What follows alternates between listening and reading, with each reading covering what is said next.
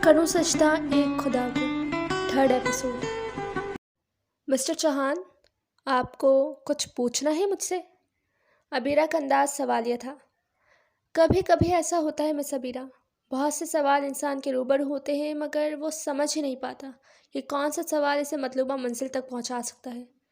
मैं इसी कश्मकश में हूँ कि मैं शुरुआत कहाँ से करूँ। जॉन ने अब पहली बार सर उठाया था।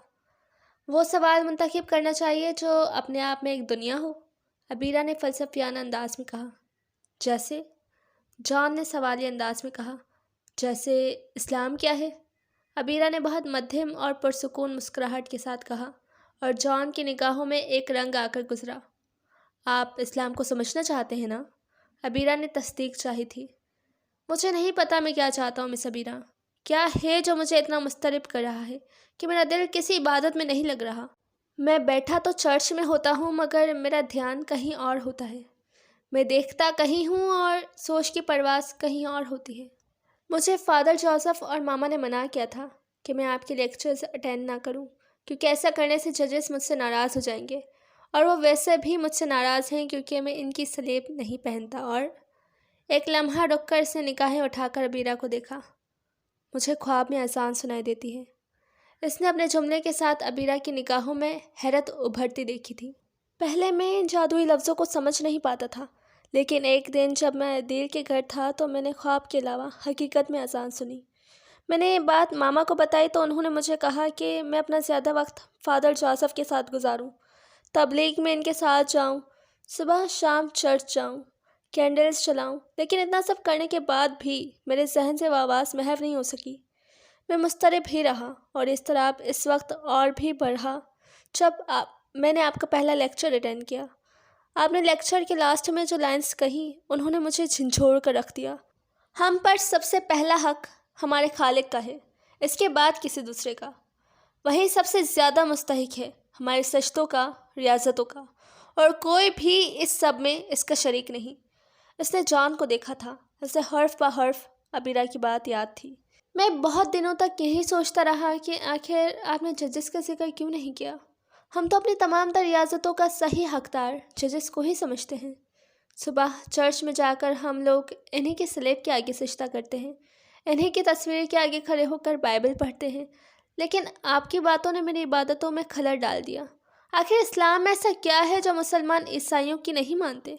लेकिन मेरे पास आपकी तरह कोई दलील, कोई जवाब नहीं था, और आपके लास्ट लेक्चर ने तो मुझे मज़ीद उलझा दिया।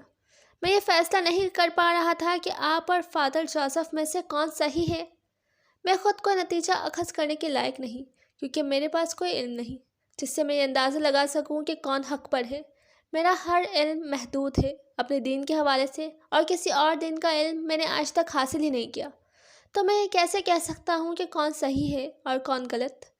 वह एक तवील गुफ्तगू के बाद खामोश हो गया था। मिस्टर जॉन, अबीरा ने पहली बार इसे इसके नाम से मुखातिब किया था।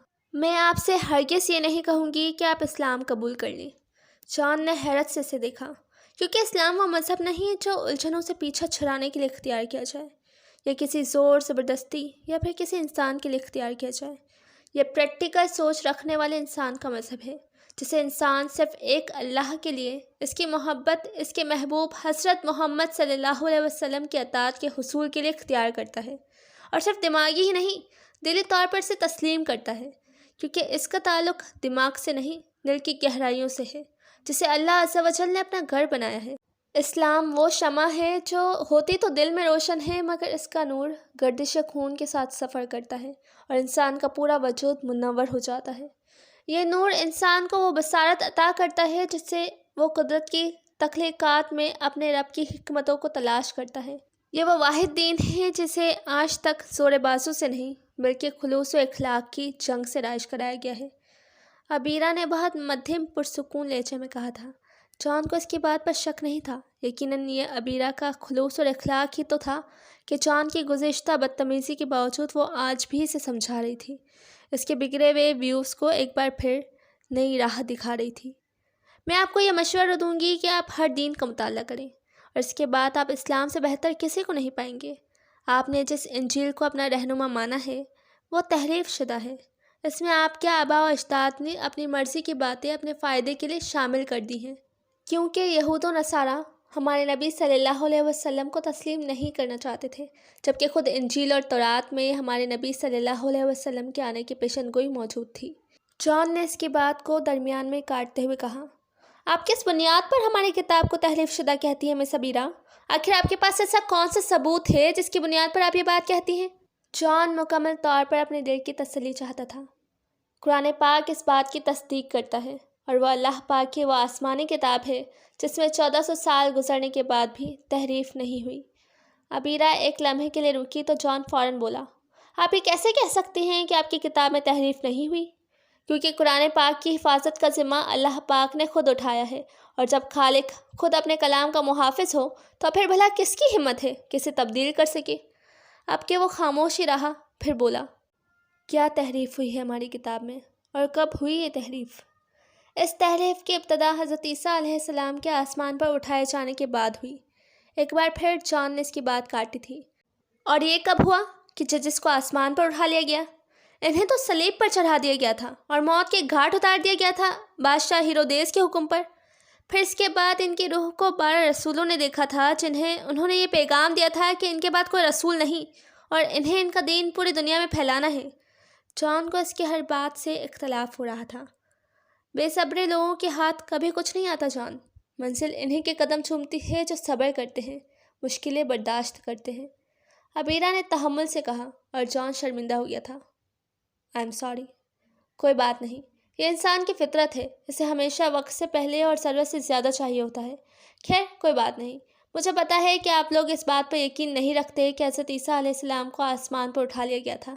متی کی انجیل کے مطابق انہیں موت کے گھاٹ اتارا گیا، پھر دفنایا بھی گیا، اور اس کے بعد مختلف لوگوں نے ان کی روح کو دیکھا، لیکن حقیقت اس سے مختلف ہے۔ اللہ پاک نے خود اس حقیقت کو واضح فرما دیا ہے قرآن کریم میں کہ حضرت عیسیٰ کو آسمان پر اٹھایا گیا، اور ایک شخص کو حضرت عیسیٰ کی شکل دے دی گئی جسے سولی پر چڑھایا گیا۔ آپ کے آباء و اجداد یہ سوچتے رہے کہ وہ داؤ بہترین طریقے سے جیت گئے، مگر حقیقتاً اللہ عز و جل نے نبی کو قتل کرانے کی سازش کی سزا میں انہیں ہمیشگی کی گمراہی عطا کر دی، ان کے دلوں کو سخت کر دیا کہ حق کے سامنے ہوتے ہوئے بھی انہوں نے حق کو بدل دیا۔ حضرت عیسیٰ کے بعد ان کی قوم 3 فرقوں میں بٹ گئی۔ ایک وہ جنہوں نے حضرت عیسیٰ کو اللہ کا رسول ہی مانا، دوسرے وہ جنہوں نے انہیں ابن اللہ کہا، اور تیسرے وہ جو تثلیث کے عقیدے پر یقین رکھتے ہیں۔ عبیرہ اب خاموش ہو گئی تھی۔ جان کو لگا کہ اب اس کے پاس کچھ پوچھنے کے لیے نہیں بچا۔ عبیرہ نے تو اسے اس کے دین کے بارے میں وہ باتیں بھی بتائی تھیں جو خود اسے بھی معلوم نہیں تھیں۔ جستجو وہ چیز ہے مسٹر جان کہ جب انسان کے دل میں پیدا ہو جائے تو وہ اللہ کے حکم سے پہاڑوں کو بھی اپنی جگہ سے ہلا سکتا ہے۔ ڈھونڈیے اپنے اصل دین کو جو آپ کے آباء و اجداد نے اپنے ہاتھوں سے گوا دیا ہے۔ عبیرہ بات مکمل کر کے اپنی جگہ سے اٹھ کھڑی ہوئی۔ اوکے، اب آپ کلاس میں آئیں، اس نے پرسکون لہجے میں کہا تھا۔ میں نہیں آؤں گا، اس نے خود کو کہتے سنا تھا، مگر عبیرہ بدستور مسکراتے ہوئے دروازے کی طرف بڑھ گئی تھی، جبکہ جان ایک عجیب انتشار کا شکار ہو رہا تھا۔ کس کا ساتھ تمہیں اتنا مطمئن اور خوش رکھتا ہے، اور کیوں میں اتنا مضطرب رہتا ہوں؟ مگر اس سے کوئی اطمینان بخش جواب نہیں مل پایا تھا خود سے۔ میں کیوں یہاں آتا ہوں بار بار؟ یہ آپ کی محبت ہے یا اسلام کی جستجو؟ اس کی سوچیں منتشر تھیں۔ نیکسٹ سین۔ حد ہو گئی ہے عبیرہ، میم کتنی امپورٹنٹ اور لاسٹ کلاس تم نے اس لڑکی کی وجہ سے چھوڑ دی۔ عالیہ بہت زیادہ خفا نظر آ رہی تھی۔ ایسا کیا کہنا چاہ رہا تھا وہ تم سے جو میرے سامنے اس کے منہ سے نہیں نکلا؟ عالیہ کا لہجہ متجسس تھا، اور عبیرہ نے رجسٹر سے نگاہیں ہٹا کر سے دیکھا تھا۔ تمہیں اندازہ بھی ہے کہ تم کیا کہہ رہی ہو عالیہ؟ عبیرہ کا لہجہ بالکل سنجیدہ تھا۔ ارے نہیں عبیرہ، تم میرا غلط مطلب لے رہی ہو۔ عالیہ بوکھلا گئی تھی۔ میرا مطلب تھا کہ ایسا کون سا گناہ تھا جس کا اعتراف وہ میرے سامنے نہیں کرنا چاہتا تھا۔ عالیہ نے اپنے سوالات کی وضاحت کی تھی۔ وہ کسی گناہ کا اعتراف کرنے نہیں آیا تھا، وہ صرف اپنے احساسات کو پہچاننے کی کوشش کر رہا ہے۔ عبیرہ نے پرسوچ لہجے میں کہا تھا۔ ایک بات کہوں عبیرہ، اگر تم مائنڈ نہ کرو؟ عالیہ نے بہت محتاط لہجے میں کہا۔ اگر خلاف توقع نہیں ہوگا تو یقیناً مائنڈ نہیں کروں گی، عبیرہ نے مسکرا کر کہا۔ میں نے محسوس کیا ہے کہ دوسرے نامحرم لڑکوں کے مقابلے میں اس لڑکے سے بات کرتے ہوئے تمہارے لہجے میں بہت شائستگی تھی۔ عبیرہ نے پین پر کیپ لگا کر بہت غور سے عالیہ کو دیکھا۔ تمہیں پتہ ہے عالیہ، جب ہم نے کینٹین میں اسے پہلی بار دیکھا تھا تو مجھے وہ حد درجہ بدتمیز انسان لگا تھا، جسے خواہ دوسرے لوگوں پر تبصرہ کرنے کی بیماری ہے۔ مگر میں غلط تھی۔ دوسری بار جب اس نے میرا لیکچر اٹینڈ کیا تو مجھے لگا تھا کہ شاید وہ صرف تفریحاً وہاں آ گیا تھا، لیکن میں تب بھی غلط تھی۔ اور تیسری بار جب میلاد والے دن میں نے اسے خود کو گھورتے دیکھا تو مجھے بہت زیادہ غصہ آیا، لیکن اس کے بعد کی تمام ملاقاتوں میں میرا اس سے انٹریکشن ایک معلم اور طالب علم کا رہا، اور میری اس کے بارے میں قائم شدہ ہر رائے غلط ثابت ہوئی، کیونکہ میں نے اسے لوگوں میں نہیں پایا جن کے بارے میں قرآن کریم میں آیا ہے کہ ان کے دلوں پر غلاف چڑھے ہیں کہ حق بات سننے، سمجھنے اور دیکھنے سے قاصر ہیں، بلکہ میں نے محسوس کیا وہ ان لوگوں میں سے ہے جن کے بارے میں اللہ تعالیٰ نے فرمایا، اور اللہ جس کو چاہتا ہے اپنی رحمت کے لیے خاص کر لیتا ہے، اور جسے اللہ رحیم و کریم اپنی رحمت اپنے کامل دین کے لیے خاص کر لے، اس کے بارے میں ہم تم جیسے لوگ کچھ بھی سوچیں، کچھ بھی کہیں، کوئی فرق نہیں پڑتا، کیونکہ رحمان کی نگاہوں میں اپنا ایک مقام بنا لیا ہے انہوں نے۔ لیکن وہ کیا فعل ہے جس نے اسے رب کائنات کی نگاہوں میں اتنا بلند کیا کہ اس کی پاک ذات نے اس کے کبیرہ گناہ، اس کے شرک کو بھی نظر انداز کیا، اور اسے اپنے پسندیدہ دین، اپنی سب سے بڑی رحمت سے نوازنا چاہتا ہے۔ اور ایسا بھی تو ہو سکتا ہے عالیہ کہ اس نے کبھی دل سے شرک کیا ہی نہ ہو، بس جب میرے ذہن میں یہ باتیں آتی ہیں تو میرے دل میں اس کا احترام بڑھنے لگتا ہے۔ شاید یہ اللہ کی مرضی ہے جو مجھے اس سے نرم گفتار ہونے پر مجبور کر دیتی ہے۔ عبیرہ آج پہلی بار عالیہ کو عجب محویت کا شکار محسوس ہوئی تھی۔ کیا تمہیں اندازہ ہے عبیرہ تم کیا کہہ رہی ہو؟ عالیہ نے تصدیق چاہی۔ ہاں عالیہ، مجھے پتہ ہے میں کیا کہہ رہی ہوں۔ میں دیکھ سکتی ہوں اس کی نگاہوں میں حقیقی رب کی جستجو ہے۔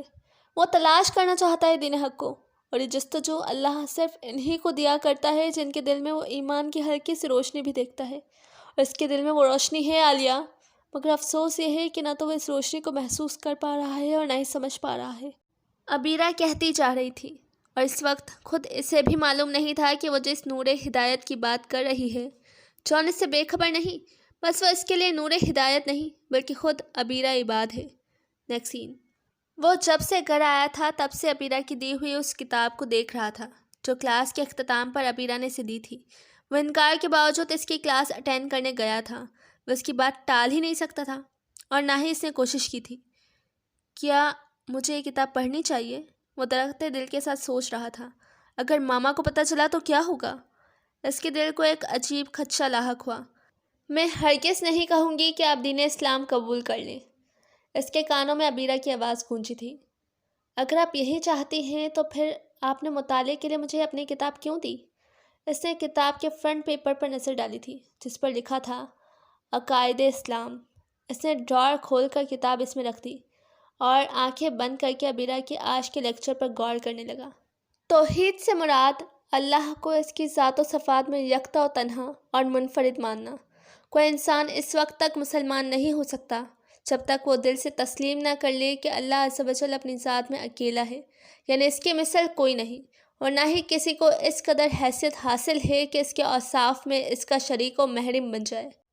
یعنی اگر دوسرے لفظوں میں کہا جائے کہ وہ ہر طرح کے شرک سے پاک ہے تو بہتر ہوگا۔ کوئی بھی انسان یہ دعویٰ ہرگز نہیں کر سکتا کہ نعوذ باللہ وہ اللہ عز و جل جیسے اوصاف رکھتا ہے۔ نہ تو یہ دعویٰ آج تک اللہ کے کسی ماننے والے نے کیا ہے اور نہ ہی کسی دوسری مخلوق نے، جیسے جنات۔ ہاں، مگر انہوں نے ضرور کیا جو اللہ کو نہیں مانتے تھے، جیسے فرعون اور نمرود۔ اور یہاں زیر غور بات یہ بھی ہے کہ انبیاء کرام علیہ السلام بھی اللہ کے منتخب شدہ ہونے کے باوجود تھے بشر ہی۔ ان کا درجہ، ان کا رتبہ بے شک اور بلا شبہ عام انسانوں سے بلند ہے، لیکن اللہ عز و جل کے مقابل ہرگز نہیں۔ اور جب انبیاء کرام علیہ السلام اس کے برابر نہیں تو عام انسان جیسے عارفین، اولیاء کرام، علماء، فقہا وغیرہ کوئی بھی قدرت نہیں رکھتا کہ وہ اللہ کی مرضی کے بغیر کسی کو رزق پہنچا سکے، کسی کی کوئی مراد منت پوری کرے۔ اللہ پاک خود اگر چاہتا ہے تو اپنے اختیارات میں بہت قلیل حصہ اپنے مقرب اور محبوب بندوں کو عطا کر دیتا ہے، جیسے اس نے حضرت موسیٰ کو معجزات عطا کیے تھے، جیسے اس نے حضرت سلیمان کو ہر جاندار کی زبان سکھائی، جنات کو قابو کرنے کا فن عطا کیا، ہمارے نبی کریم صلی اللہ علیہ وسلم کو اس نور سے بنایا کہ دھوپ میں کبھی ان کا سایہ نہیں بنتا تھا۔ وہ امی تھے، مگر عقل و فہم کی وہ باتیں لوگوں کو بتاتے جو ان کے وقت کے قابل سے قابل لوگ بھی نہ بتا سکتے تھے۔ انہوں نے اللہ کے حکم سے انگشت کے اشارے سے چاند کو 2 حصوں میں تقسیم کیا، اور اسی طرح اللہ پاک نے حضرت عیسیٰ علیہ السلام کو بہت سے معجزات عطا کیے ہیں، جیسے اندھوں کو آنکھ یعنی بینائی عطا کر دینا، کوڑھی کو ٹھیک کر دینا، مردوں کو جلا دینا، اور مٹی سے پرندے بنا کر انہوں نے زندہ کیے۔ مگر ان تمام معجزات میں کسی بھی نبی یا رسول کا اپنا کوئی عمل دخل نہیں تھا، مگر ہم نفس کے تابع انسانوں نے ان معجزات کی بنا پر انہیں اللہ کا درجہ دینا شروع کر دیا، اور کچھ نے جیسے یہود و نصارہ اپنے نبیوں کو نعوذ باللہ اللہ کے بیٹے ماننے لگے۔ یہود نے کہا کہ حضرت عزیر علیہ السلام ابن اللہ، اور نصارہ نے کہا کہ حضرت عیسیٰ علیہ السلام ابن اللہ ہیں، لیکن یہ سراسر شرک ہے، اللہ پر بہتان ہے، اور اللہ پاک نے یہود و نصارہ کے اس بدقول کو اس طرح مسترد کیا ہے۔ سورہ مریم کی آیت نمبر 35 میں ارشاد ہے، اللہ کی یہ شان نہیں کہ وہ اولاد کو اختیار کرے، کسی کو، وہ بالکل پاک ہے، وہ جب کوئی کام کرنا چاہتا ہے تو بس اس کا اشارہ فرما دیتا ہے کہ ہو جا، سو وہ ہو جاتا ہے۔ اسی طرح سورہ کہف میں بھی فرمایا، اور تاکہ ان لوگوں کو ڈرائے جو یوں کہتے ہیں کہ نعوذ باللہ اللہ تعالیٰ اولاد رکھتا ہے، نہ تو اس کی کوئی دلیل ان کے پاس ہے اور نہ ان کے آباء و اجداد کے پاس تھی۔ بڑی بھاری بات ہے جو ان کے منہ سے نکلتی ہے، اور وہ لوگ بالکل ہی جھوٹ بولتے ہیں۔ یکدم دروازہ ایک دھماکے سے کھلا اور ماما اندر داخل ہوئی تھی، اور ان کے چہرے پر پریشانی کے سائے لہرا رہے تھے۔ وہ جلدی سے اٹھ کر ان کی طرف بڑھا تھا۔ کیا ہوا ماما، سب ٹھیک تو ہے؟ اس نے انہیں تھامتے ہوئے پوچھا۔ جان، تمہارے نانا کی طبیعت ٹھیک نہیں ہے، ہمیں ابھی نکلنا ہے، تم پیکنگ کر لو، ہم تمہارے بابا کی برسی کے بعد ہی واپس آئیں گے۔ وہ بہت تیزی سے کہہ کر کمرے سے باہر نکل گئی تھیں۔ جان چند ثانیے حیران پریشان کھڑا رہا تھا، پھر الماری کی طرف بڑھ گیا تھا۔ اپنے کپڑے فولڈ کرتے ہوئے اس کے ذہن میں ایک ہی سوچ گردش کرنے لگی تھی، کل کا ابیرہ کا لیکچر مس ہو جائے گا، اور پھر کل کلاسز کا بھی لاسٹ ڈے ہے، 1 ہفتے بعد پیپرز ہوں گے، اور پھر یونی سے میرا تعلق ختم، میرا ماسٹرز مکمل ہو جائے گا۔ یونی سے تعلیم ختم یعنی ابیرہ سے رابطہ ختم۔ اس کے کپڑے فولڈ کرتے ہوئے ہاتھ تھم گئے تھے۔ او مائی گاڈ! وہ بیڈ پر بیٹھتا چلا گیا تھا۔ اب میں سمجھا، آپ نے مجھے کتاب کیوں دی تھی ابیرہ؟ آپ جانتی تھی کہ انسان کی زندگی میں کبھی کل نہیں آتی، اور اسی لیے آپ نے مجھے کتاب دی کہ اگر آپ مجھ سے نہ مل سکیں تو وہ کتاب مجھے صحیح اور غلط کا فرق بتا دے۔ وہ بے خیالی میں بڑبڑاتا چلا گیا تھا۔ نیکسٹ سین۔ مانا کہ زندگی سے ہمیں کچھ ملا بھی ہے، اس زندگی کو ہم نے بہت کچھ دیا بھی ہے، ہم پھر بھی اپنے چہرے نہ دیکھیں تو کیا علاج؟ آنکھیں بھی ہیں، چراغ بھی، آئینہ بھی ہے۔ اللہ اکبر، اللہ اکبر۔ اس نے بچے کو ہاتھ میں لیتے ہی پہلے اس کے ماتھے کا بوسہ لیا اور پھر اس کے کان میں اذان دی اور مخاطب ہوا، تم مسلمان ہو میرے بیٹے، تم نے مسلمان گھر میں آنکھیں کھولی ہیں، تمہارے باپ کا اختتام بھی ایمان پر ہوگا انشاءاللہ، اور میری دعا ہے تمہارے لیے کہ تم بھی اپنی زندگی ایمان کی راہ پر سفر کرتے ہوئے گزارو۔ میں تمہیں اسلام کی تعلیم کرتا ہوں۔ اسلام سب سے بہتر دین ہے، اس پر عمل پیرا ہونے والے لوگ دنیا کے بہترین لوگ ہیں، اس لیے میں تمہیں تاکید کرتا ہوں کہ کچھ بھی ہو جائے اپنی حقیقت مت بھولنا، میں رہوں نہ رہوں، حق کا راستہ مت چھوڑنا۔ ہم سب کا رب ایک ہی ہے، اللہ عز و جل، اور وہی عبادت کے حقوق کا وارث ہے، اس کا حق مت مارنا، کبھی بھی اس کی محبت کو اپنے دل سے محو مت ہونے دینا، ایمان قائم رکھنا، ایمان قائم رکھنا۔ میں تمہارا نام آذان رکھتا ہوں۔ آذان اللہ کی طرف سے بلاوا ہے اس کے مومن بندوں کے لیے، اور میں تمہیں ان مومنوں میں سے ایک دیکھنا چاہوں گا۔ آذان۔ اس کی آنکھوں سے بہنے والے آنسو بچے کے چہرے کو بھگونے لگے تھے۔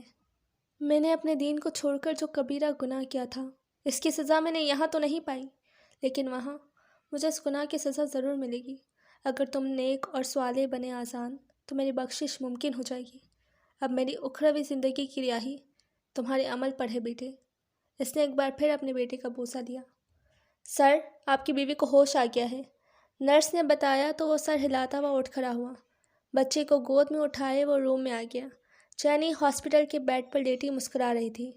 وہ بیڈ کے نزدیک رکھے اسٹول پر بیٹھ گیا اور آذان کو جینی کے برابر لٹاتے ہوئے اس نے مسکرا کر جینی کو دیکھا۔ چینی یاد کرنے کی کوشش کر رہی تھی کہ دانیال نے کتنے وقت بعد اسے مسکرا کر دیکھا تھا، مگر وہ اندازہ نہیں کر پائی تھی۔ میں بہت خوش ہوں، بہت زیادہ۔ تمہیں پتہ ہے میں نے اپنے بیٹے کا نام کیا رکھا ہے؟ آذان رکھا ہے۔ اس نے خود ہی سوال کیا اور پھر خود ہی جواب بھی دے دیا۔ چینی کو یہ بات پسند نہیں آئی تھی۔ چینی، میں تم سے ایک بار پھر مسلمان ہونے کی درخواست کرتا ہوں، اس نے نرم لہجے میں کہا تھا۔ دیکھو دانی، تم نے دوبارہ اپنا مذہب اختیار کیا، میں نے تمہیں نہیں روکا۔ تم نے ایک ہی گھر میں رہنے کے باوجود مجھے بالکل تنہا کر دیا۔ میرے ساتھ اٹھنا بیٹھنا، کھانا پینا، ہنسنا بولنا، بات کرنا سب ترک کر دیا۔ میں نے پھر بھی شکوہ نہیں کیا، اور آج میری مرضی کے بغیر تم نے میرے بیٹے کو مسلمان بنا دیا۔ میں پھر بھی تم سے شکوہ نہیں کر رہی، لیکن میں اسلام قبول کر لوں؟ یہ ناممکن ہے دانی۔ تمہاری اس دین سے محبت میری اس دین سے نفرت کو مزید بڑھاتی جاتی ہے، چینی نے حد درجہ نفرت سے کہا اور اپنا رخ دوسری طرف پھیر لیا، جبکہ دانیال اس کی باتوں کو نظر انداز کرتا اپنے بیٹے کی طرف متوجہ ہو گیا تھا۔ نیکسٹ سین۔ آج آذان پورے 1 ماہ کا ہو چکا ہے جینی، اسی لیے میں تم سے یہ بات بہت واضح الفاظ میں کہتا ہوں کہ تم اسلام قبول کر لو، ورنہ… وہ ایک لمحے کے لیے رکا تھا۔ چینی اس وقت گارڈن میں آذان کے ساتھ بیٹھی باتیں کر رہی تھی۔ ورنہ کیا دانیال؟ جینی نے اسے غیر یقینی انداز میں دیکھا تھا۔ ورنہ مجھے تمہیں چھوڑنا پڑے گا، کیونکہ میں نہیں چاہتا کہ میرا بیٹا ایک مشرک کی گود میں پرورش پائے، اس نے بہت ٹھہرے ہوئے لہجے میں کہا تھا، اور جینی اس کا منہ دیکھتی رہ گئی تھی۔ اسے یقین نہیں آ رہا تھا کہ کیا یہ وہی دانیال ہے جس نے اس کے لیے سب کچھ چھوڑا تھا۔ وہ ڈبڈبائی آنکھوں سے اسے جاتا دیکھتی رہی اور پھر اپنے کمرے میں چلی گئی۔ کتنی ہی دیر روتی رہی تھی وہ۔ اسے زندگی میں پہلی بار دانیال سے شدید نفرت محسوس ہو رہی تھی۔ اس نے آنسو صاف کر کے سامنے راہداری میں بنے کمرے کی طرف دیکھا، جس کے کھلے دروازے میں سے اسے دانیال نظر آ رہا تھا۔ وہ آذان کو ہاتھوں میں اٹھائے اس کے کان میں کچھ کہہ رہا تھا۔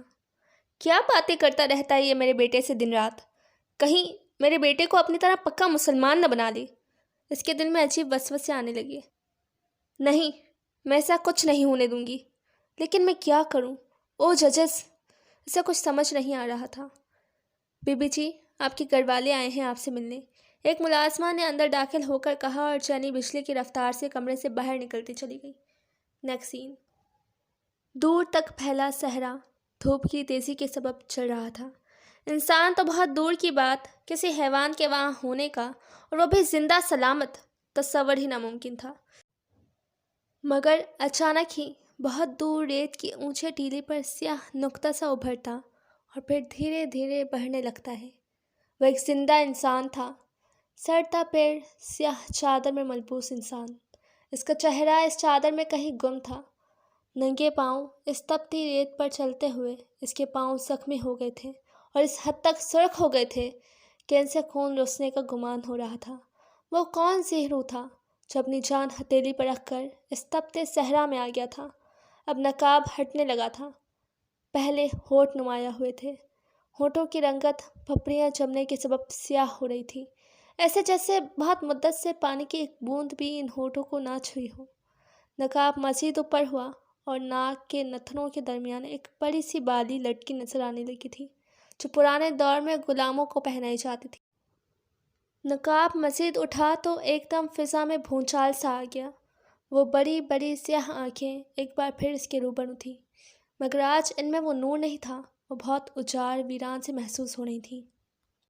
ان سے بہنے والے آنسو بہت زیادہ مجبوری اور بے بسی کا تاثر لیے ہوئے تھے۔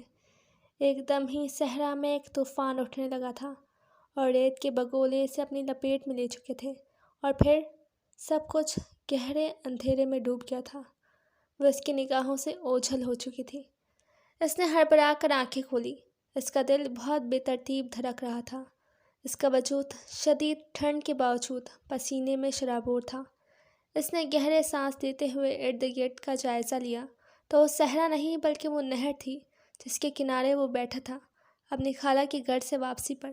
وہ جب بھی ماما کے ساتھ ان کے قصبے آتا تو اپنی خالہ کے گھر ضرور جایا کرتا تھا، کیونکہ اس کی ماما اور نانا نانی خالہ سے نہیں ملا کرتے تھے، مگر وہ پھر بھی جاتا تھا ان کے منع کرنے کے باوجود بھی، اور آج بھی گیا تھا۔ ہمیشہ کی طرح واپسی پر وہ نہر کے کنارے ایک درخت کے نیچے بیٹھا تو گہری نیند کے آغوش میں اس نے عبیرہ کو دیکھا، اور وہ بھی اتنی بری حالت میں۔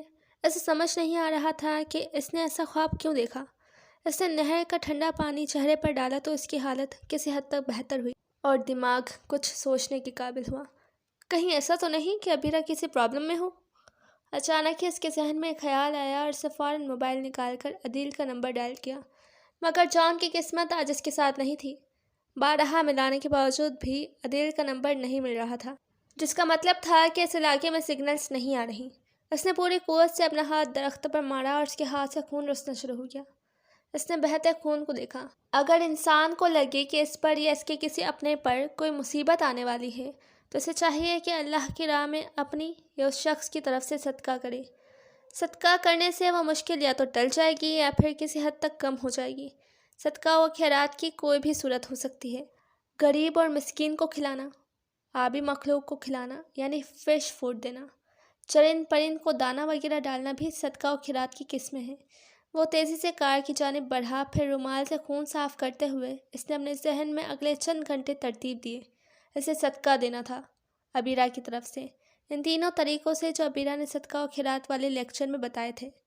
نیکسٹ سین، ٹھنڈی ہوا اس کے وجود سے ٹکرا رہی تھی۔ وہ دریچے میں بچھی بینچ پر بیٹھا تھا۔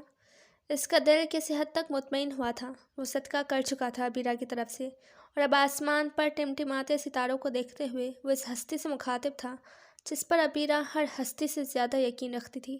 میں نے ابیرہ کی طرف سے صدقہ کیا ہے تیری راہ میں، سچے دل سے اسے قبول فرما اور ابیرہ کو ٹھیک رکھ۔ بہت بھروسہ کرتی ہے وہ تجھ پر، اس کا یقین، ایمان، اس کا دین ہے تو۔ جان نے اپنے دل میں ایک سکون سا محسوس کیا تھا۔ جان کہاں گئے ہوئے تھے؟ میں کب سے تمہیں ڈھونڈ رہی تھی۔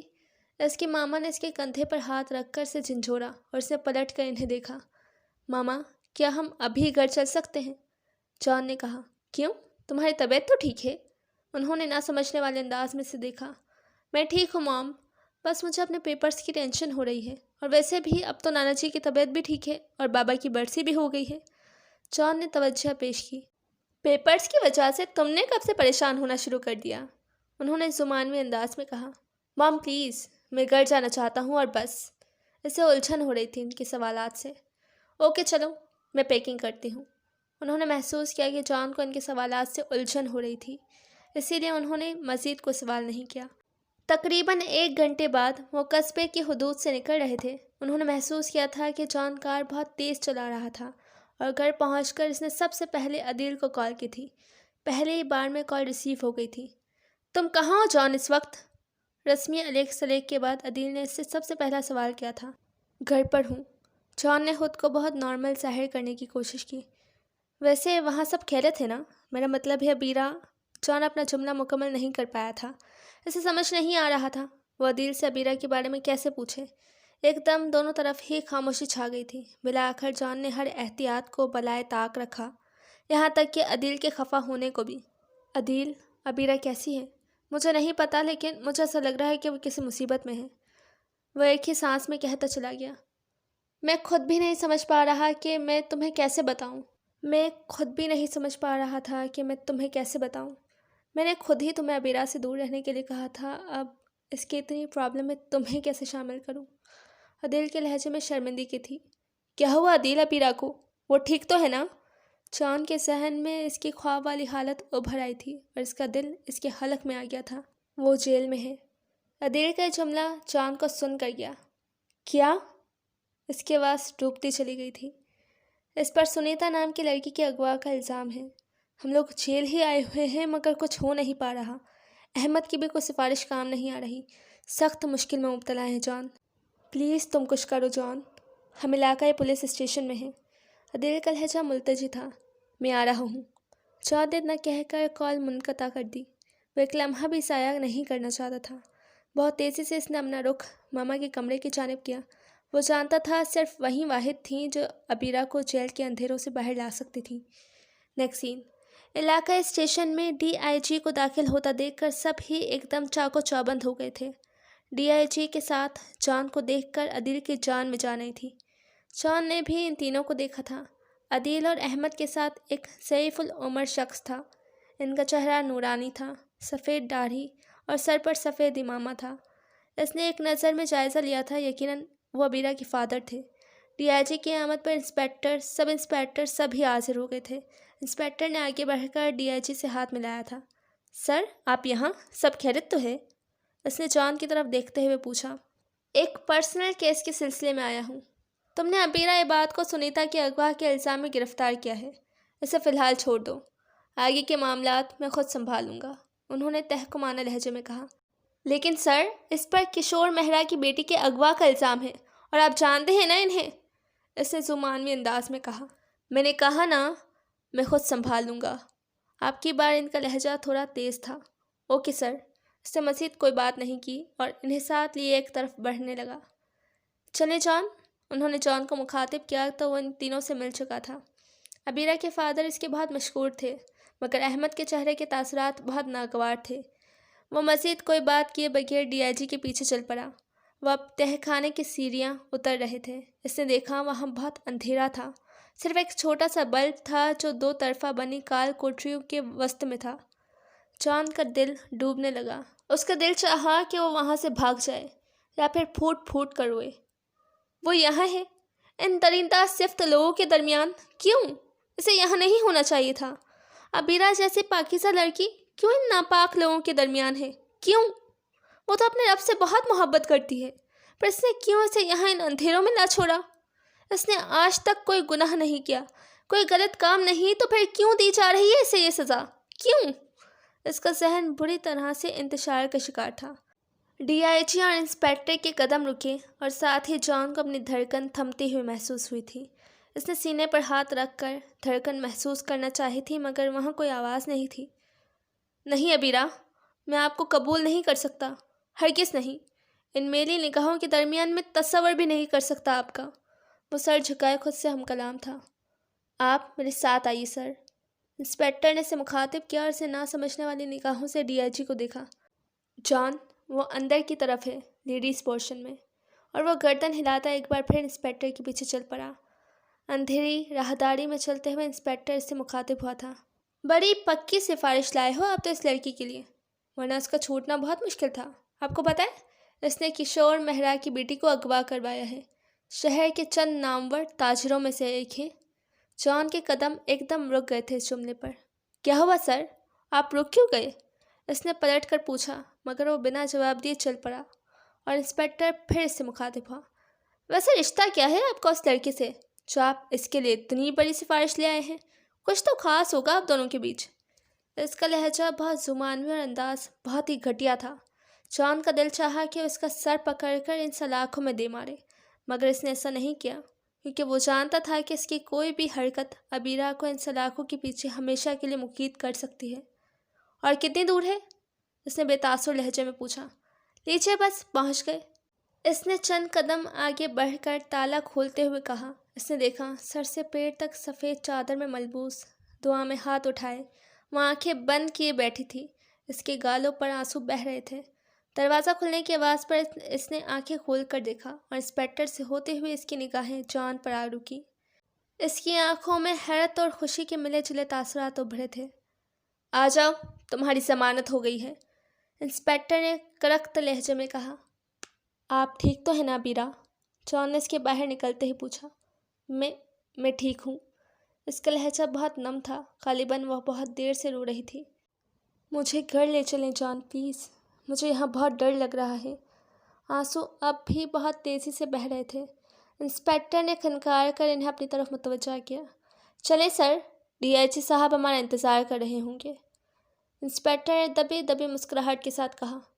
चलें? इसने अबीरा से पूछा और उसने इस बात में सर हिला दिया। वो दोनों साथ साथ चल पड़े थे। तभी पीछे से आता हुआ इंस्पेक्टर अबीरा के बराबर चलना शुरू हो गया। अबीरा ने खफीफ सी निगाहों से जॉन को देखा और जॉन ने समझ जाने वाले अंदाज में सर हिलाया। वो चंद कदम आगे बढ़ा और इसी तरह लड़खड़ाया जैसे अंधेरे में किसी चीज़ से टकराया हो। इंस्पेक्टर ने जल्दी से आगे बढ़कर इसे पकड़ा और इस दौरान अबीरा को अपनी जगह चेंज करने का मौका मिल गया। वह पहले जॉन के बाएं तरफ चल रही थी, अब दाएं तरफ आ गई थी। मैं ठीक हूँ, जॉन ने अपने बाजू से इंस्पेक्टर का हाथ हटाते हुए कहा और सर झुकाकर चलना शुरू कर दिया। अगर वह अबीरा की जानिब देखता तो वो देख पाता कि वो इसकी कितनी मशकूर थी। Next scene. इसकी निगाहें एक बार फिर बेकव्यूफ मिरर पर उठी थीं। वह अब भी अपने बाबा के सीने पर सर टिकाए रो रही थी। इसके आंसू भी इसके किरदार की तरह शफाफ और चमकदार थे। वह अब भी अपने बाबा के सीने पर सर टिकाए रो रही थी। इसके आंसू भी इसके किरदार की तरह शफाफ और चमकदार थे। اس نے دیکھا احمد ایک بار پھر سے گو رہا تھا عبیرہ کو دیکھنے پر۔ اس نے اپنی نگاہیں ایک بار پھر ونڈو اسکرین سے باہر روڈ پر جما دی تھیں، مگر تھوڑی دیر بعد پھر اس کی نگاہیں بیک ویو مرر پر اٹھی تھیں۔ عبیرہ کی آنکھوں سے بہتا ہوا ایک ایک آنسو اسے اپنے دل پر گرتا ہوا اور دل پگھلتا ہوا محسوس ہو رہا تھا۔ اب کی بار اس نے احمد کی جانب نہیں دیکھا۔ وہ جانتا تھا احمد اسے دیکھ رہا ہے اور احمد کو وہ اپنی دلی کیفیات بتانے اور سمجھانے سے قاصر تھا۔ کچھ دیر بعد کار اس نے عدیل کے گھر کے آگے روکی۔ وہ سب کار سے اترے تھے۔ عباد صاحب نے ایک بار پھر جان کا شکریہ ادا کیا۔ عبیرہ کے آنسو اب تھم گئے تھے، مگر وہ بالکل نڈھال ہو چکی تھی اور عباد صاحب کے سینے پر سر ٹکائے کھڑی تھی۔ وہ تینوں اب گھر کی طرف بڑھ گئے تھے۔ عدیل نے جان کے کندھے پر ہاتھ رکھا اور سر نفی میں ہلایا تھا۔ تبھی ان دونوں نے ایک ساتھ عباد صاحب کے گھر کی جانب دیکھا اور اسی وقت عبیرہ نے بھی پلٹ کر مشکور نگاہوں سے جان کی جانب دیکھا تھا، مگر احمد ایک دم درمیان میں حائل ہو گیا تھا اور وہ لوگ گھر میں داخل ہو گئے تھے۔ عدیل جان کے گلے لگا اور پھر شکریہ کہتے ہوئے گھر کی طرف بڑھ گیا تھا۔ جان نے کار سٹارٹ کرتے ہوئے سوچا تھا، انسان کو ہمیشہ زندگی میں مشکل فیصلے کیوں لینے پڑتے ہیں؟ مجھے آج تک یہ سمجھ نہیں آیا، مگر آج سمجھ گیا ہوں۔ حقیقتاً کوئی بھی فیصلہ مشکل نہیں ہوتا، بلکہ ہمیں اپنی زندگی اور اپنے پیاروں کی خوشیوں میں سے کسی ایک کا انتخاب کرنا ہوتا ہے، اور ہم ہمیشہ اپنے پیاروں کی خوشیاں مقدم رکھتے ہیں اپنی زندگی پر، اور میں نے بھی آج یہی کیا ہے عبیرہ عباد۔ نیکسٹ سین۔ 5 سال بعد وہ اس سرزمین پر قدم رکھ رہا تھا۔ حد نگاہ تک پھیلے ایئرپورٹ کو دیکھتے ہوئے وہ سوچ رہا تھا، جب وہ 5 سال پہلے یہاں سے گیا تھا تو بہت نا امید اور بیزار تھا، اور آج وہ لوٹ کر آیا ہے تو کس قدر پر امید۔ وہ تو ساری کشتیاں جلا کر گیا تھا، پھر کیوں لوٹا؟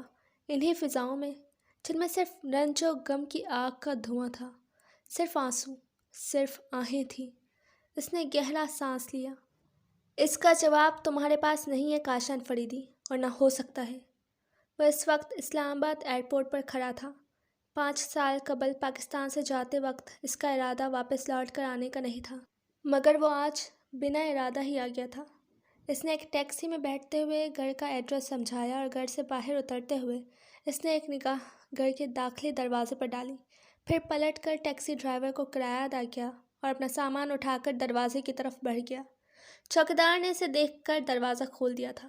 سب کچھ ویسا ہی تھا، آج بھی سرخ چھوٹے سائز کی اینٹوں سے بنی راہداری، جس کے دونوں طرف گارڈن تھا، جس میں انواع اقسام کے پھول لگے تھے جو مالک کی اعلیٰ ذوق کی ترجمانی کر رہے تھے، اور وہ جانتا تھا وہ مالک کون ہے۔ اس کی نانو بھی سفید ماربل سے بنی عمارت شام کے سائے میں دلکش منظر پیش کر رہی تھی۔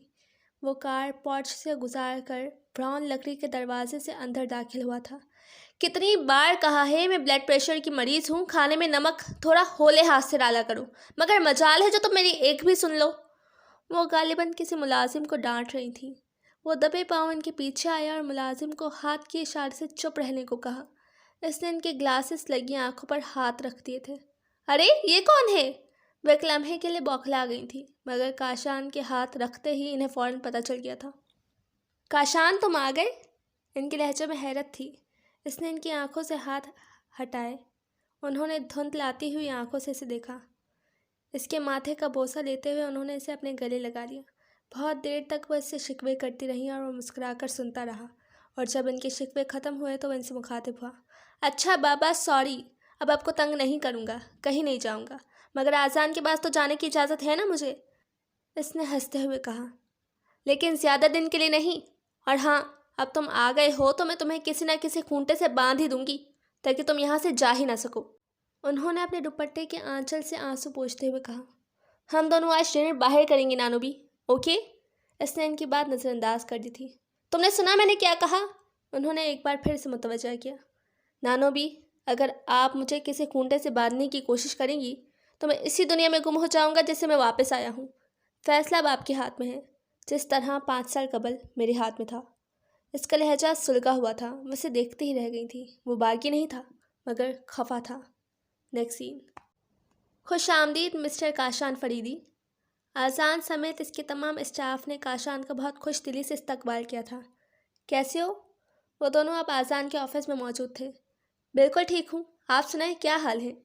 کاشان نے بڑے اطمینان سے جواب دیا۔ یہاں بھی الحمدللہ ٹھیک ہی ہے۔ تو بتاؤ پاکستان سے دور زندگی کیسے گزری؟ دوسرے لوگوں کے ساتھ کام کرنے کا تجربہ کیسا تھا؟ آذان نے انٹرکام کا ریسیور اٹھا کر کافی اور بسکٹ کا آرڈر دیا۔ تجربہ تو بہت اچھا تھا، لیکن دل کہیں نہیں لگا، کیونکہ وہ تو یہیں رہ گیا تھا آپ کے پاس۔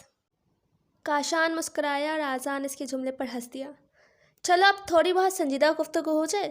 میرے پروجیکٹ کے بارے میں کیا سوچا؟ کرو گے اس پر کام میرے ساتھ؟ آذان اب بالکل سنجیدہ تھا۔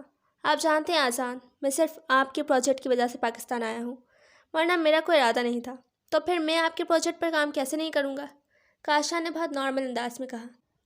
مجھے پتہ ہے کاشان، آذان نے کافی کا سپ لیتے ہوئے کہا۔ مجھے آپ کے ساتھ کام کر کے بہت سکون ملتا ہے آذان، اور جو عروج میں نے آپ کے ساتھ کام کر کے پایا وہ کسی اور کے ساتھ کام کر کے نہیں پایا۔ میں آپ سے بہت دور ہو کر بھی کبھی آپ کی باتوں کو نہیں بھولا۔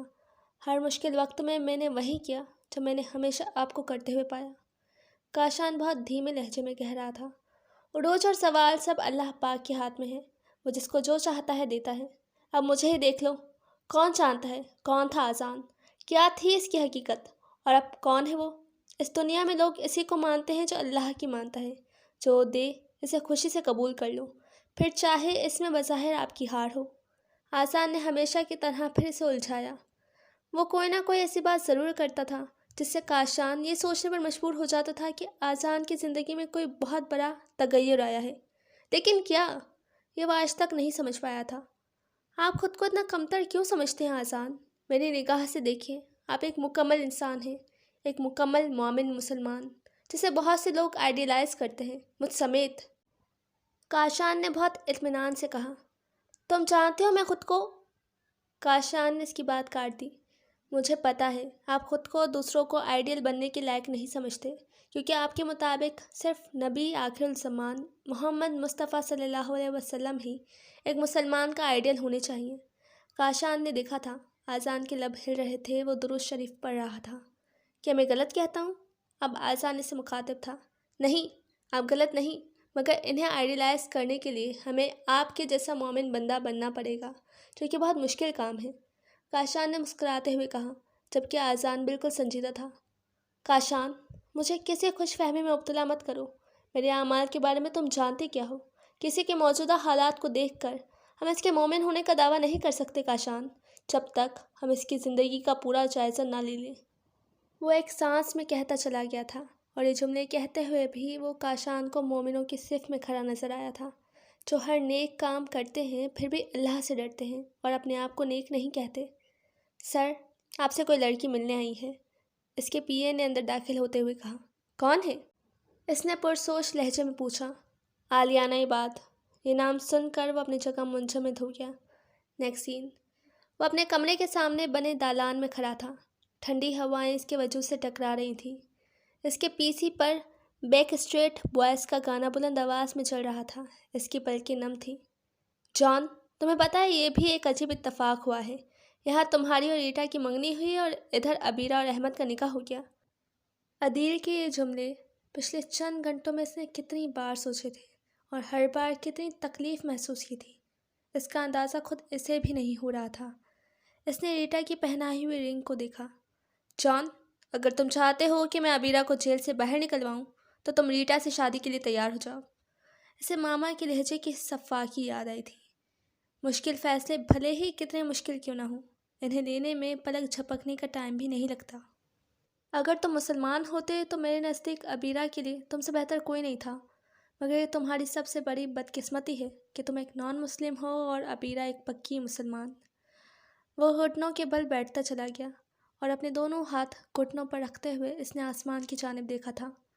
کیا مذہب ایک مسلمان کی زندگی میں اتنا اہم ہوتا ہے کہ ہر سچا جذبہ اس کے سامنے بے معنی ہو جاتا ہے؟ اس کے چہرے پر کرب کے آثار تھے۔ اس نے گردن جھکاتے ہوئے ہاتھ گھانس پر رکھ دیے تھے۔ کیا میرے لیے میرا مذہب اتنا اہم ہے؟ اس نے اپنے دل کو ٹٹولا، اور اس کے جواب پر اسے حیرت ہوئی تھی۔ اس کا جواب منفی تھا۔ ہاں عبیرہ، آپ میری زندگی میں اتنی اہم ہیں کہ میں آپ کے لیے اپنا سب کچھ چھوڑ سکتا ہوں۔ اگر آپ زندگی بھر میرا ساتھ نبھانے کا وعدہ کرتی تو میں مسلمان ہو جاتا عبیرہ، آپ کے لیے۔ مگر اب اس سوچ کا کوئی فائدہ نہیں، کیونکہ اب آپ میری زندگی کا حصہ کبھی بھی نہیں بن سکتی۔ اس کی آنکھ سے آنسو گرا اور ہری گھاس پر شبنم کے قطرے میں مل گیا۔ منفی سوچیں آج اس پر اس حد تک حاوی تھیں کہ وہ عبیرہ کا پڑھایا ہوا ہر سبق بھول گیا تھا۔ اسلام وہ مذہب نہیں جو مشکلوں اور الجھنوں سے پیچھے چھڑانے کے لیے اختیار کیا جائے، یا کسی زور زبردستی سے، یا پھر کسی انسان کے لیے اختیار کیا جائے۔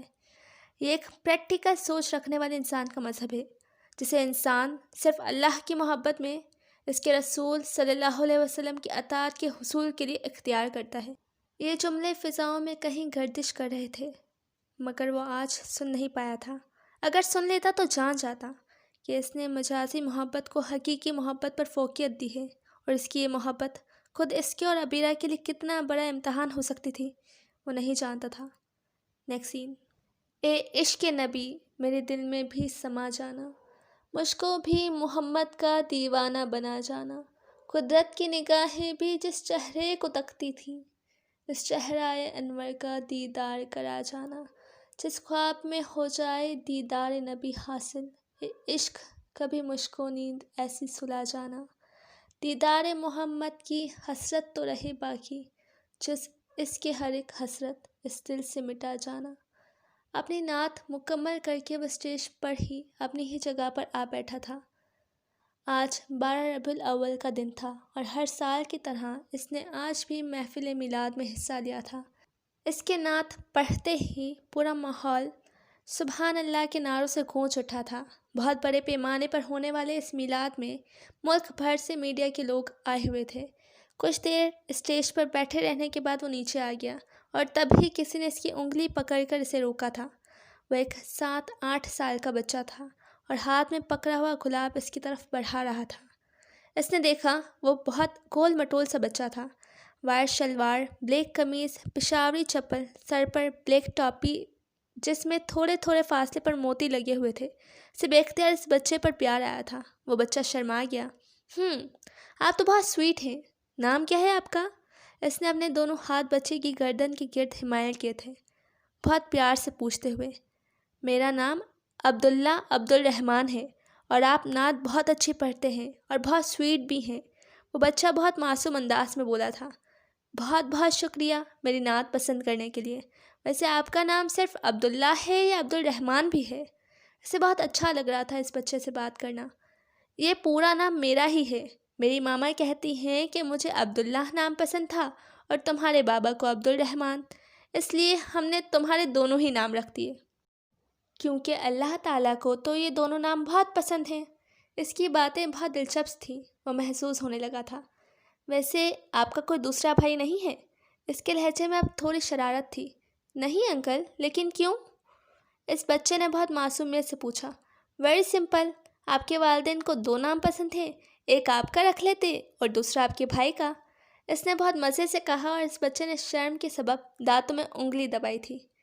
آپ ہمارے ساتھ آئس کریم کھائیں گے؟ اس نے عبداللہ کا ہاتھ تھام کر کھڑے ہوتے ہوئے کہا۔ لیکن ماما منع کرتی ہیں نا، ٹھنڈ لگ جائے گی، بخار ہو جائے گا، پھر ماما روئیں گی، بابا پریشان ہوں گے۔ عبداللہ نے آئس کریم کھانے کی خواہش کے باوجود نہ کھانے کی ہزارہ وجوہات بیان کی۔ کوئی بات نہیں، ابھی تو ماما یہاں نہیں ہیں، انہیں کیسے پتہ چلے گا، ہم تھوڑی سی کھائیں گے، اس نے مسکراتے ہوئے کہا اور چلنا شروع کر دیا۔ لیکن ماما بابا دونوں آئے ہوئے ہیں نا؟ عبداللہ اب بھی اپنی مجبوری ظاہر کر رہا تھا۔ کوئی بات نہیں، میں ماما کو کہہ دوں گا کہ میں نے خود کھلائی ہے، آپ خوش؟ عبداللہ اب مطمئن ہو گیا تھا۔ آئس کریم لے کر اس نے عبداللہ کو کار کے بونٹ پر بٹھایا اور آئس کریم کا کپ عبداللہ کو پکڑا دیا۔ انکل، آپ کو پتہ ہے میری ماما آپ کو جانتی ہیں؟ عبداللہ نے آئس کریم کھاتے ہوئے اچانک کہا۔ اس نے کچھ خاص نوٹس نہیں لیا، کیونکہ اس کا پروفیشن ایسا تھا، بہت سے لوگ اسے جانتے تھے۔ انہوں نے مجھے آپ کا نام بتایا، اور وہ آپ کو نعت پڑھتے دیکھ کر بہت خوش ہو رہی تھیں۔ وہ اب بھی اطمینان سے آئس کریم کھا رہا تھا۔ آپ کا نام جان ہے نا؟ عبداللہ نے بہت بے فکری سے کہا، اور اس کا ہاتھ ایک دم رک گیا۔ تقریباً 10-10.25 سال بعد کسی نے اسے اس نام سے پکارا تھا، اور وہ بھی ایک بچے نے، اور ایک ایسے شہر میں جو اس کا آبائی شہر نہیں تھا۔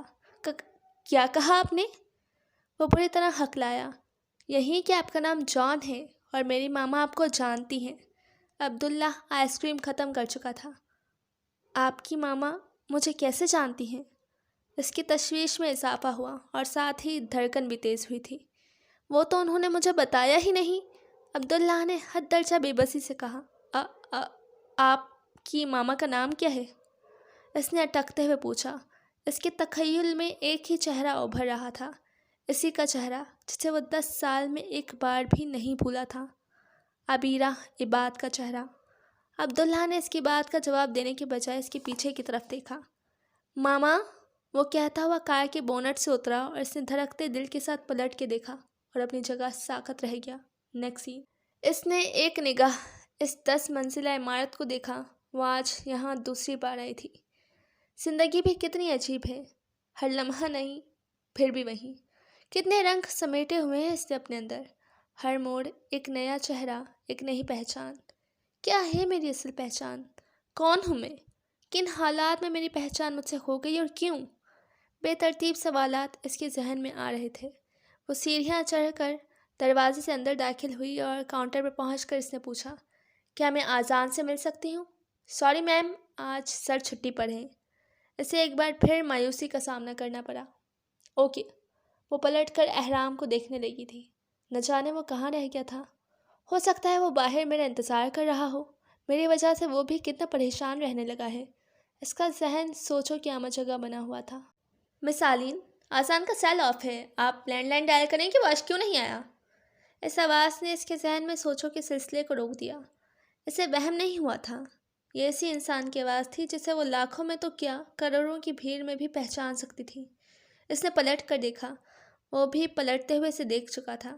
اس کے چہرے پر نگاہ پڑتے ہی کچھ منظر، کچھ آوازیں ابھرنے لگی تھی۔ طوبہ، آپ میری زندگی میں دھڑکن کی مانند ہیں، لیکن میری نانو بھی میری زندگی میں سانسوں کی مانند ہیں۔ میری زندگی کا تصور آپ دونوں ہی کے بنا ناممکن ہے، مگر جب مجھے آپ دونوں میں سے کسی ایک کو چننے کا موقع ملا تو میں انہیں ہی چنوں گا، اور میں نے انہیں ہی چنا ہے۔ میں ان کی مرضی کے خلاف آپ سے شادی نہیں کر سکتا، آپ مجھے بھول جائیں۔ کاشان فریدی، اس کے منہ سے غیر یقینی انداز میں نکلا۔ اس دن کے بعد طوبہ نے کبھی بھی اس کے روبرو نہ آنے کی دعائیں مانگی تھیں، مگر آج وہ اس کے روبرو آ ہی گیا تھا۔ وہ الٹے قدم پیچھے ہٹ کر دروازے کی طرف بڑھی ہی تھی، تبھی احرام اندر داخل ہوا۔ طوبہ نے اس کا ہاتھ تھاما اور جلدی سے وہاں سے چلنے کو کہا۔ کاشان دیکھ رہا تھا طوبہ کی زندگی میں آنے والا چینج۔ وہ لڑکا کون تھا وہ یہ تو نہیں جانتا تھا، مگر ان کا رشتہ کس نوعیت کا ہو سکتا ہے یہ اندازہ سے ہو گیا تھا۔ نیکسٹ سین۔ احمد بیٹا، رات کے 3 بج رہے ہیں، اب تک سوئی نہیں؟ طبیعت تو ٹھیک ہے نا؟ اس کے کمرے کی لائٹ آن دیکھ کر وہ اس کے کمرے میں آ گئی تھی۔ وہ بے سدھ بیڈ پر لیٹا ہوا تھا۔ ان کی آواز پر اٹھ کر بیٹھ گیا۔ نیند نہیں آ رہی تھی اماں، اس نے سر جھکائے ہوئے جواب دیا۔ ادھر دیکھو میری طرف، انہوں نے اس کے برابر بیٹھتے ہوئے کہا۔ اس نے دیکھا تو اس کی آنکھیں سرخ ہو رہی تھیں۔ کیوں دے رہے ہو خود کو یہ سزا، اور کب تک دو گے؟ ان کے لہجے میں درد تھا۔ کوئی سزا نہیں دے رہا ہوں میں خود کو اماں۔ وہ مزید کچھ کہتا کہ وہ اس سے پہلے گویا ہوئی۔ یہ سزا نہیں تو اور کیا ہے؟ اپنی حالت دیکھو تم، بھول کیوں نہیں چاہتے اسے؟ وہ تڑپ کر بولی تھی تو وہ چند لمحے خاموش رہا، پھر دھیمے لہجے میں مخاطب ہوا۔ کیا کوئی انسان سانس لینا بھول سکتا ہے؟ وہ گنگ رہ گئی تھی۔ اس نے اب ان کے چہرے کی جانب دیکھا۔ نہیں نا، اس نے تصدیق بھی کر دی تھی۔ پھر اٹھ کر بیڈ کی سائڈ ٹیبل پر رکھی نیند کی گولی کھائی اور بیڈ پر لیٹ گیا۔ شب بخیر اماں، وہ بنا جواب دیے ہی کمرے سے باہر نکل آئی تھی۔ آخر کب ختم ہوگی میرے بیٹے کی سزا میرے مالک؟ کب تک وہ ایک ایب نارمل زندگی جیے گا؟ ان کی پلکیں نم ہونے لگی تھیں۔ کون کہہ سکتا ہے کہ دن کی روشنیوں میں لوگوں کے درمیان خوشیاں بانٹنے والا انسان رات کے اندھیروں میں اس طرح سسکتا ہے؟ وہ بل کھاتی راہداری کے اختتام پر سیڑھیوں پر آ بیٹھی تھی۔ مجھے کہتی ہیں کہ اپنی صحت کا خیال نہیں رکھتے، اور خود اتنی ٹھنڈ میں ٹھنڈے ماربلز پہ بیٹھی ہیں۔ احمد کی آواز پر انہوں نے سر اٹھا کر دیکھا۔ چلیے اٹھیے یہاں سے۔ اس نے اپنا ہاتھ ان کی طرف بڑھایا اور انہوں نے اپنا ہاتھ اس کے ہاتھ میں دیا اور اٹھ کھڑی ہوئی۔ میں نے کہا نا آپ سے، میں بالکل ٹھیک ہوں، آپ خواہ پریشان ہو رہی ہیں۔ ان کا ہاتھ تھامے وہ ان کے کمرے کی طرف پیش قدمی کرنے لگا۔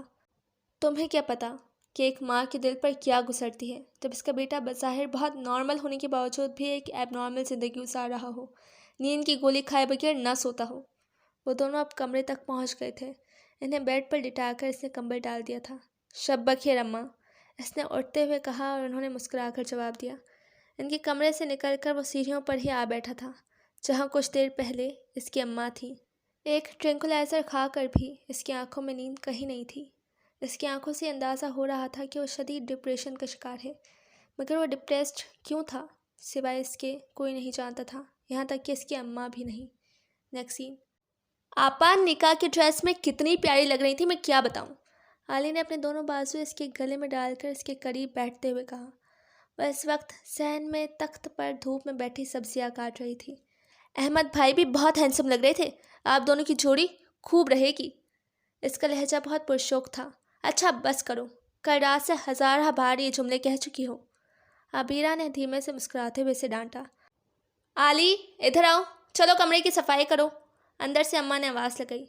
آپا، اماں آپ سے بھی اتنا ہی کام کرواتی تھیں جب آپ میری جتنی تھیں، علی نے منہ بھسوڑتے ہوئے کہا۔ آپ کو لگتا ہے کہ آپ بہت چھوٹی ہیں ابھی؟ عبیرہ نے مسکراتے ہوئے کہا۔ ہاں تو ابھی میری عمر ہی کیا ہے، صرف 16 سال، اس نے لہرا کر کہا۔ علی، اماں نے کرخت لہجے میں کہا اور وہ اندر کی طرف دوڑی۔ اوف خدایا، اس لڑکی نے تو میرا دماغ خراب کر دیا ہے، اتنی بڑی ہو گئی ہے مگر مجال ہے جو بچپنا گیا ہو اس کا۔ وہ بڑبڑاتی ہوئی تخت پر ہی آ بیٹھی اور سبزیاں کٹوانے لگی۔ اماں ابھی عمر ہی کیا ہے اس کی، فرسٹ ایئر میں تو ایڈمیشن ہوا ہے اس کا، آپ بھی اس کے پیچھے ہی پڑی رہتی ہیں۔ عبیرہ نے خفگی سے کہا۔ یہ تمہارے لاڈ پیار ہے جس نے اسے اتنا بگاڑا ہے، تم نے مجھے کبھی اتنا نہیں ستایا جتنا اس لڑکی نے ستا مارا ہے، انہوں نے ناراض ہوتے ہوئے کہا۔ اماں آپ بھی نہ بس، عبیرہ ان کے خفا ہونے پر ہنسی۔ ویسے عبیرہ، وہ لڑکا کون ہے جس نے تمہیں پرسوں رات جیل سے چھڑوایا تھا؟ انہوں نے تفتیشی انداز میں کہا۔ تمہارے بابا جان بتا رہے تھے کہ وہ تمہیں جانتا ہے، جبکہ وہ عدیل کا دوست ہے۔ ان کا لہجہ اب بھی ویسا ہی تھا۔ وہ جان ہے اماں، سنیتا کی طرح اسلام کو جانے کی جستجو رکھتا ہے، اور میں دین اسلام سے متعلق اس کی غلط فہمیاں دور کر دیتی ہوں۔ عبیرہ نے بہت مطمئن لہجے میں کہا۔ کیوں دوبارہ چل جانے کا ارادہ ہے، جب دوسرے غیر مسلم کو مسلمان کرنے چلتی ہو؟ ایک کو مسلمان کرا کے تم نے ہمیں کم ذلیل کرایا ہے، لیکن اس سب کی تم اکیلی ذمہ دار کہاں ہو؟ یہ سب تو تمہارے اس پروفیسر خالد عباسی کا کیا دھرا ہے، جس نے قرآن کا ترجمہ اور تفسیر تمہیں سکھائی، اسی نے خناس بھرا ہے تمہارے دماغ میں، خود کا تو کچھ نہیں گیا، میری بیٹی کا نام بدنام کر دیا۔ دیکھا تھا نا، کل محلے سے کوئی بھی نہیں آیا تمہارے نکاح میں۔ وہ تو بھلا ہو احمد کا جس نے اپنے ماں باپ کی مرضی نہ ہونے کے باوجود تم سے نکاح کیا، ورنہ اگر وہ انکار کر دیتا تو کون کرتا تم سے شادی؟ انہوں نے بہت چپتے ہوئے لہجے میں کہا، اور عبیرہ حیرت سے انہیں دیکھتی رہ گئی۔ آپ کو لگتا ہے کہ میں نے لوگوں کو اللہ کے حکم سے راہ ہدایت دکھائی تو غلط کیا؟ حیرت اور غم کے سبب اس کے منہ سے الفاظ بہت مشکل سے ادا ہوئے تھے۔ ہاں غلط کیا تم نے، تم یہ کیسے بھول سکتی ہو کہ تم ایک لڑکی ہو؟ ان کا لہجہ اب بھی تیکھا تھا۔ آپ کو لگتا ہے کہ اشاعت اسلام غلط ہے؟ وہ اب بھی تصدیق چاہ رہی تھی۔ نہیں، میرا مطلب ہرگز یہ نہیں ہے، تم اسلام پر عمل پیرا ہو، اس کی اشاعت کرتی ہو، یہ تو ہم دونوں کے لیے بہت بڑی سعادت کی بات ہے، لیکن اس میں اس حد تک انوالو ہو جانا کہ خود کو نقصان ہو، یہ غلط ہے۔ انہوں نے اسے سمجھانے والے انداز میں کہا تو ایک دم گھر کا دروازہ بہت زور سے بجا اور وہ دونوں ہی ڈر گئی تھیں۔ عبیرہ کی امی نے اٹھ کر دروازہ کھولا، دروازے پر عباد صاحب تھے، ان کے سر سے خون بہہ رہا تھا۔ ہائے اللہ، یہ کیا ہو گیا آپ کو؟ کس نے کر دی آپ کی یہ حالت؟ انہوں نے جلدی سے عباد صاحب کا بازو تھاما اور دروازہ بند کرتے ہوئے عبیرہ اور علی کو آواز لگائی۔ دونوں ہی دوڑی آئی تھیں، ان کی حالت دیکھ کر ان دونوں کی حالت غیر ہونے لگی۔ علی تم بابا کو پانی دو، میں اسپرٹ لاتی ہوں، اس نے اندر کی طرف مڑتے ہوئے کہا۔ علی نے پانی پلا دیا، اتنے میں عبیرہ اسپرٹ اور روئی لے آئی تھی۔ عباد صاحب دھیمے دھیمے کچھ بول رہے تھے۔ اس کے قریب پہنچتے ہی عبیرہ کی اماں نے پوری قوت سے اسے تھپڑ مارا، اسے کچھ سمجھ نہیں آیا۔ دیکھو یہ، آج تمہاری وجہ سے ان کی حالت ہوئی ہے، اماں نے شدید غصے سے کہا۔ آج تک جن آوارہ لڑکوں کو تمہارے ابا کے سامنے سر اٹھانے کی ہمت نہیں ہوئی تھی، انہوں نے پتھر مارے ہیں انہیں، یہ کہہ کر کہ ہم تو آوارہ تھے مگر کبھی جیل نہیں گئے۔ تمہاری بیٹی تو پاک باز تھی، وہ جیل کیسے چلی گئی؟ عبیرہ کی آنکھوں سے آنسو ٹپک پڑے۔ عبیرہ کو کچھ نہ کہیں، میری بیٹی کا کوئی قصور نہیں، اس کے بابا نے کمزور لہجے میں کہا۔ عبیرہ آنسو صاف کرتی ان کے برابر آ بیٹھی تھی اور اسپرٹ سے ان کا زخم صاف کرنے لگی۔ عبیرہ کی آنکھیں ڈبڈبا رہی تھیں۔ اماں کا مارا ہوا تھپڑ اس کے چہرے پر 5 انگلیوں کے نشان چھوڑ گیا تھا۔ نیکسٹ سین۔ سورج دھیمے دھیمے غروب کی طرف جا رہا تھا۔ وہ گارڈن میں بیٹھا پیپر کی تیاری کر رہا تھا۔ 2-3 کتابیں اس کے سامنے سینٹرل ٹیبل پر پڑی تھیں، ساتھ ہی کافی کا خالی کپ بھی رکھا تھا۔ ٹیبل کے گرد 4 چیئرز تھیں، جن میں سے ایک پر وہ بیٹھا تھا، دوسری پر اپنے پاؤں رکھے ہوئے تھے اور باقی 2 چیئرز خالی تھیں۔ تمہیں پتہ ہے جان، مسٹر مہرا بہت ناراض ہوئے جب انہیں پتہ چلا کہ ابیرہ کی ضمانت ہم نے کروائی ہے۔ اس کی ماما نے ان خالی چیئرز میں سے ایک پر بیٹھتے ہوئے کہا۔ جان نے کتاب بند کر کے ٹیبل پر رکھی اور سیدھا ہو بیٹھا۔ تمہاری منگنی پر بھی اسی لیے نہیں آئے وہ، انہوں نے افسوس سے کہا۔ مام، مجھے ان کا الزام بالکل بے بنیاد لگ رہا ہے۔ بھلا ابیرہ کو کیا ضرورت ہے سنیتا کو اغوا کروانے کی، اور سنیتا بھی کوئی بچی نہیں ہے جو اسے اغوا کرنا آسان ہو۔ جان نے ابیرہ کی وکالت کی۔ مسٹر مہرا بتا رہے تھے کہ اس نے مسلسل سنیتا کو بہکایا اور اپنے دین پر لے آئی، پھر نہ جانے سے کہاں غائب کروا دیا۔ وہ تو یہاں تک کہہ رہے تھے کہ سنیتا نے کسی مسلمان سے شادی کر لی ہے۔ انہوں نے اپنے طور پر اسے ابیرہ کی حقیقت بتانی چاہی تھی۔ مجھے یقین نہیں ہے، جان نے بہت اطمینان سے کہا۔ لیکن مجھے تو ہے۔ اب تمہاری ہی مثال لے لو۔ یہ اسی کا بہکاوا ہے کہ میرا بیٹا جو میرے سامنے کبھی اونچی آواز میں بات نہیں کرتا تھا، اب میرے فیصلوں کو رد کرنے لگا ہے۔ ان کے لہجے میں کرواہٹ ابھر آئی تھی۔ یہ آپ کی سوچ ہے ماما۔ ابیرہ کسی کو نہیں بہکاتی، وہ صرف سچ بولتی ہے۔ انسان کی اصلیت اس پر کھول کر رکھ دیتی ہے۔ اس کے دلائل عقلی ہوتے ہیں۔ وہ ہماری طرح ہر چیز پر آنکھیں بند کر کے یقین نہیں کرتی۔ وہ آپ کی یا فادر جوزف کی طرح یہ نہیں کہتی کہ صرف اپنے دین کا علم حاصل کرو، اگر کسی دوسرے دین کو جانو گے تو اپنے دین سے باہر ہو جاؤ گے۔ میں نے بچپن سے آپ کو اور فادر جوزف کو اسلام کے خلاف زہر اگلتے دیکھا، مسلمانوں کے نبی اور ان کی کتاب کو غلط کہتے سنا۔ حالانکہ ابیرہ نے کبھی کسی کو غلط نہیں کہا اور نہ برا برتاؤ کیا۔ یہ اس کا حسن اخلاق ہے جو لوگوں کو اس کے دین کی طرف متوجہ کرتا ہے۔ سنیتا کو بھی اس کے رویے نے ہی اپنی طرف کھینچا ہوگا، جیسے مجھے۔ وہ زبردستی کسی کو اسلام قبول کرنے کا نہیں کہتی، وہ صرف حق کی راہ دکھاتی ہے۔ جو چاہے اس پر چلے اور جو نہ چاہے وہ نہ چلے۔ جان ایک تسلسل سے کہتا چلا گیا اور اس کی ماما اس کا منہ دیکھتی رہ گئی تھی۔ مجھے ایسا کیوں لگ رہا ہے جان کہ اس کی محبت میں تم اسلام کی حمایتی ہو رہے ہو، انہوں نے تنزیہ لہجے میں کہا۔ اور مجھے ایسا کیوں لگ رہا ہے مام کہ آپ ضرورت سے زیادہ مجھ پر شک کرنے لگی ہیں، جان نے بھی انہی کے انداز میں کہا۔ کیونکہ تم نے خود اپنی حرکتوں کی وجہ سے اپنا کردار میری نظروں میں مشکوک کر لیا ہے، انہوں نے چڑھ کر کہا۔ نہیں ماما، میری حرکتوں نے نہیں، بلکہ اپنے دین کے لیے آپ کی حد سے زیادہ پوزیسو ہونے نے آپ کو مجھ پر شک کرنے پر مجبور کیا ہے۔ جان جھنجھلا گیا تھا اس بے معنی بحث سے۔ اگر کوئی اپنے دین کے بارے میں پوزیسو ہے تو اس میں کیا برائی ہے؟ کیا ابیرہ نہیں ہے؟ انہوں نے ایک بار پھر طنز کیا۔ جان نے اب کی بار ان کی بات کا جواب دینے کے بجائے اپنی کتابیں اٹھائیں اور اٹھ کھڑا ہوا۔ اس کے لبوں پر پھیلی مسکراہٹ نے انہیں اداس کر دیا تھا۔ کہاں جا رہے ہو؟ انہوں نے تڑپ کر پوچھا۔ مام، مجھے لگتا ہے کہ ابیرہ کا ذکر کرنا مجھ سے زیادہ آپ کو پسند ہے۔ وہ اب بھی ہنس رہا تھا۔ ایسی کوئی بات نہیں، مجھے جو لڑکی پسند نہیں، بھلا اس کا ذکر کرنا مجھے کیوں کر پسند ہوگا؟ انہوں نے بہت ناگواریت سے کہا۔ خدا کے واسطے مام، ابیرہ کوئی دین نہیں ہے، ایک جیتی جاگتی انسان ہے۔ آپ کی اس کے دین سے نفرت آپ کو اس سے نفرت پر اکسا رہی ہے، جوہر نے بہت بلند آواز میں کہا۔ تم بات کو خوامخواہ طول دے رہے ہو۔ میں صرف یہ کہہ رہی ہوں کہ اگر تم مجھے پوزیسو کہہ رہے ہو تو پھر ابیرہ کو کیا کہو گے؟ انہوں نے اب بھی اپنی بات پر ڈٹے رہتے ہوئے کہا۔ وہ پوزیسو نہیں ہے ماما، کیونکہ پوزیسو ہمیشہ ان چیزوں کے لیے ہوا جاتا ہے جن کے کھو جانے کا ڈر ہو، اور ابیرہ کو ایسا کوئی ڈر نہیں، کیونکہ وہ جانتی ہے جس کے پاس ہے وہ مکمل ہے، جان نے بہت مضبوط لہجے میں کہا اور پھر گھر کے داخلے دروازے کی طرف بڑھ گیا۔ تم میں اسلام کے جراثیم کہاں سے آ گئے ہیں جان؟ تمہاری اس بیماری کی وجہ ابیرہ ہے یا پھر ان کے تخیل میں ایک چہرہ ابھرا تھا۔ نہیں، ہرگز نہیں۔ اتنا بڑا انتقام؟ یہ نہیں ہو سکتا، میں ایسا ہرگز نہیں ہونے دوں گی، وہ خفیف سے لہجے میں کہتی چلی گئی تھی۔ نیکسٹ سین۔ آج اس کا پہلا پیپر تھا اور ہمیشہ کی طرح بہت اچھا بھی رہا تھا۔ اگلا پیپر اگلے ہفتے کی کسی تاریخ کا تھا۔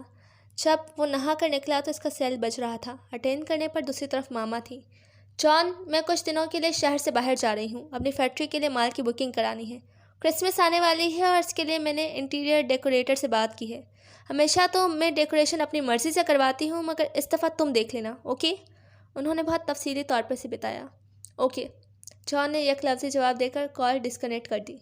آج 3 دن ہو چکے تھے، ڈیکوریشن کا کام تقریباً مکمل ہو چکا تھا۔ آج اس کا کمرہ ڈیکوریٹ ہونا تھا۔ وہ ڈیکوریٹر کو ہدایت دے کر کمرے سے باہر نکل آیا۔ بل کھاتی راہداری میں مڑتے ہوئے اس کی نگاہ غیر محسوس طور پر راہداری کے اختتام پر بنے کمرے پر جا ٹھہری تھی۔ یہ اس کے بابا کا اسٹڈی روم تھا۔ اس نے کبھی بھی اس روم کو کھلا ہوا نہیں دیکھا تھا اور آج بھی وہ روم بند ہی تھا۔